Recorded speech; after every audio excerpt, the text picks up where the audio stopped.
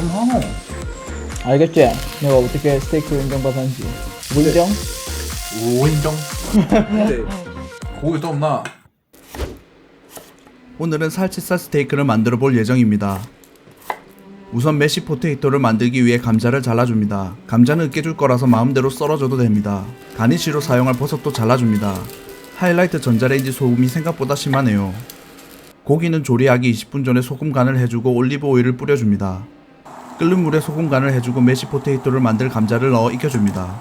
감자가 어느 정도 익으면 하나를 꺼내서 젓가락으로 찔러봅니다. 젓가락이 부드럽게 들어간다면 다 익은 것으로 생각하면 됩니다.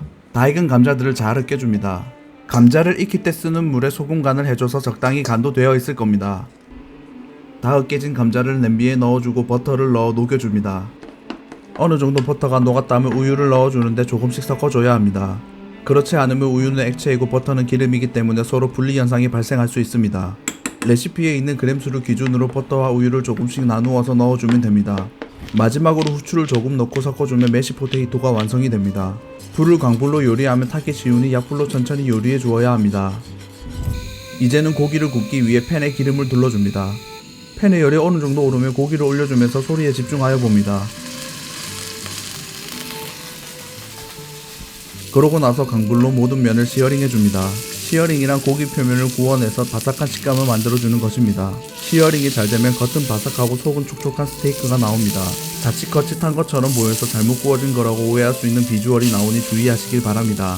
마늘을 넣어 잡내를 없애주면서 약불로 고기 속까지 익혀줍니다. 버터를 넣고 다 녹으면 고기 위에 끼얹으면서 버터 향과 풍미가 고기에 스며들 수 있도록 해줍니다. 이 과정을 베이스팅이라고 합니다. 베이스팅까지 마치고 나면 고기를 꺼내서 최소 4분 이상 레스팅을 해줍니다. 레스팅은 고기 온도를 유지시켜 육즙이 전체적으로 퍼져나가게 하는 과정입니다. 이 과정이 없으면 고기가 퍽퍽해질 수 있습니다. 그리고 가니쉬로 사용할 버섯을 구워줍니다. 후추도 뿌려주고 버터에 고기의 풍미가 남아있기 때문에 버섯을 더욱 맛있게 만들어줄 수 있습니다.